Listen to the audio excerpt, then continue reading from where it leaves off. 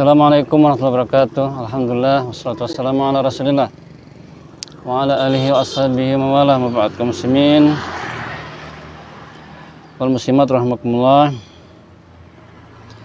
Di sini kami akan menyampaikan wasiat-wasiat Allah Subhanahu wa taala kepada orang-orang Yahudi di zaman Nabi SAW. Namun wasiat itu walaupun diperuntukkan oleh Allah, diperuntukkan untuk mereka orang Yahudi, tapi itu juga berlaku umum untuk orang-orang setelah mereka, termasuk juga untuk kita. Semoga kita bisa memahaminya lalu mengamalkannya. Dan wasiat-wasiat itu maknanya adalah perintah-perintah dan larangan-larangan. Wasiat-wasiat Allah kepada orang-orang Yahudi atau Bani Israel, keturunan Nabi Yakub alaihissalam, disebutkan di dalam surah Al-Baqarah ayat 40 sampai 48, dan sore hari ini insyaallah ayat 40 sampai 43 dahulu. Allah Subhanahu wa taala firman, ya Bani Israil dzkuru ni'mati allati an'amtu 'alaikum wa ufu bi ahdi ufi bi ahdikum wa iyya farhabun. Wahai Bani Israel, ingatlah nikmatku yang telah aku berikan pada kalian, dan penuhilah janjiku, niscaya aku penuhi janjiku kepada kalian, dan takutlah hanya kepadaku.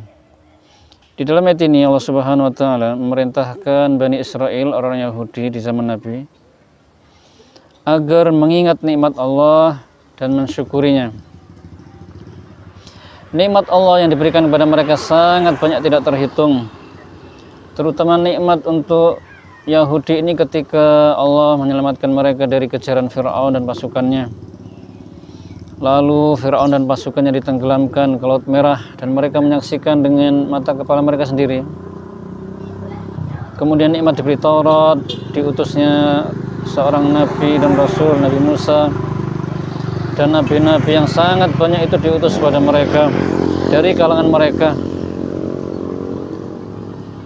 Kemudian nikmat diberi makan manna dan salwa, makanan dari langit. Bersyukur kepada Allah itu dengan hati, dengan ucapan lisan, dan dengan perbuatan anggota badan. Hati meyakini bahwasanya nikmat itu datang dari Allah. Hati mengagungkan Allah. Lisan mengucapkan alhamdulillah. Anggota badan melaksanakan perintah Allah dan menjauhi larangannya. Kemudian Allah berpesan agar mereka memenuhi janji mereka kepada Allah. Janji mereka adalah beriman kepada Allah, beribadah hanya kepada Allah, beriman kepada para rasul, dan menegakkan atau melaksanakan syariat-syariatnya.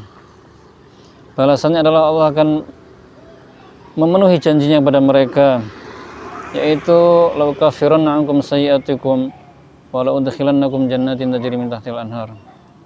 Allah akan menghapus kesalahan-kesalahan mereka dan memasukkan mereka ke dalam surga. Kemudian pesan berikutnya adalah agar mereka takut hanya kepada Allah. Kita pun juga demikian, harus takut hanya kepada Allah.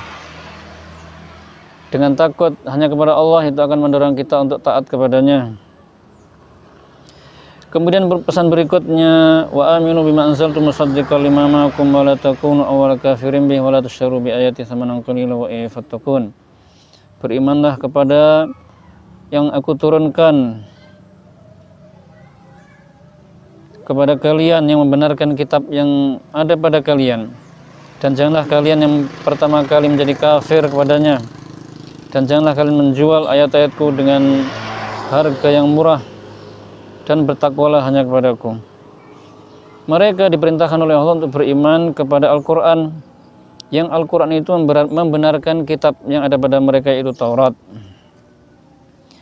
Kemudian mereka dilarang untuk mengingkari Al-Quranul Karim.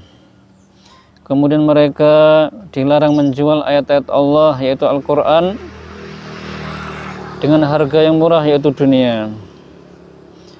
Dunia yang banyak ini sangatlah murah. Namun banyak orang-orang Yahudi rela mendustakan ayat Al-Quran, menyembunyikan kebenaran tentang sifat Nabi Muhammad dan yang lainnya, demi untuk meraih dunia, jabatan, dan yang lainnya. Kemudian mereka diperintahkan untuk bertakwa hanya kepada Allah. Berikutnya adalah wala talbisul haqqa bil batili wa taktumul haqqa wa antum ta'lamun. Janganlah kalian mencampur adukkan yang hak dengan yang batil, dan janganlah kalian menyembunyikan kebenaran sedangkan kalian mengetahui. Di ayat ini mereka dilarang, kita juga dilarang untuk mencampur adukkan yang hak dengan yang batil. Itu yang pertama. Karena mencampur adukkan yang hak dengan yang batil sebenarnya hakikatnya adalah itu kebatilan. Yang kedua, dilarang menyembunyikan kebenaran. Kebenaran yang ada di dalam Al-Quran dan Taurat tentang sifat Nabi Muhammad dan yang lainnya janganlah disembunyikan. Harus diimani dan dijelaskan kepada orang lain. Kemudian wasiat yang terakhir, wa aqimus sholata wa atuz zakah warka'u ma'ar raki'in. Dirikanlah salat, bayarlah zakat, dan rukuklah bersama dengan orang yang rukuk. Ini perintah kepada mereka termasuk kita agar mendirikan salat secara zahir dan batin, kemudian membayar zakat kepada orang yang berhak menerimanya. Dan warka'u ma'ar raki'in, ini perintah agar kita dan mereka melaksanakan salat secara berjamaah di masjid. Itulah kaum muslimin sebagian wasiat Allah kepada Bani Israel atau orang Yahudi, dan juga untuk kita semuanya, semoga kita bisa mengamalkannya. Akhirul kalam, wassalamualaikum warahmatullahi wabarakatuh.